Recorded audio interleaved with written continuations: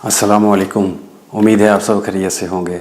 आज मैं बताऊंगा आपको अर्थराइटिस यानी गंठियावी या जोड़ों के दर्द के बारे में। तो मैं हूं डॉक्टर हाफिज़ मुज़फ़्फ़र हुसैन।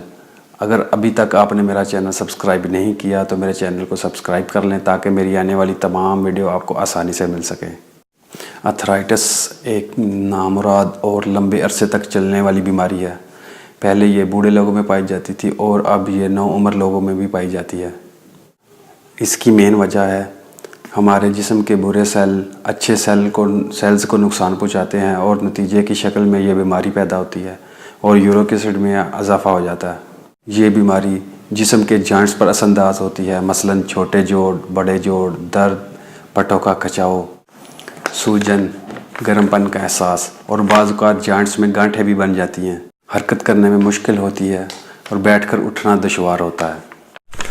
ऐसे लोग जो गठियावी या जोड़ों के दर्द में मुब्तला हैं वो होम्योपैथिक मेडिसिन का इस्तेमाल करें तो इंशाल्लाह फ़ायदा होगा। होम्योपैथिक मेडिसिन है आर नंबर 11 और बायोप्लास्टिन नंबर 19।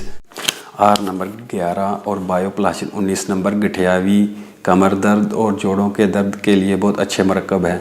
आर 11 के 15-15 कतरे सुबह, दोपहर, शाम और बायोप्लास्टिन 19 की 4-4 टैबलेट हर 4 घंटे बाद यानी दिन में 4 दफ़ा लें।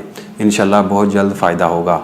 और शदीद दर्द की शक्ल में इनको हर 2 घंटे बाद भी दोहराया जा सकता है। और साथ में गोश्त और मसनूई रंगदार अशिया का इस्तेमाल तर्क कर दें।